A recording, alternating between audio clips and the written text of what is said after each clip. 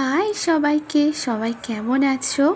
আমি কিন্তু একটু টেনশানেই আছি, কারণ বুঝতেই পারছো আমি কিন্তু আমার জীবনের একটা সেরা জিনিস আজকে করতে যাচ্ছি।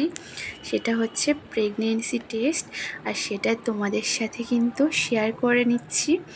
তো খুবই টেনশানে আছি, জানি না কি হবে। সো দেখা যাক কি হয়। আমার কিন্তু খুবই নার্ভাস লাগছিল, মানে আমি জাস্ট বুঝতে পারছি না, খুবই এক্সাইটেড ফিলও হচ্ছিল, মানে শুধু ভাবছিলাম যেন পজিটিভ হয় পজিটিভ হয়।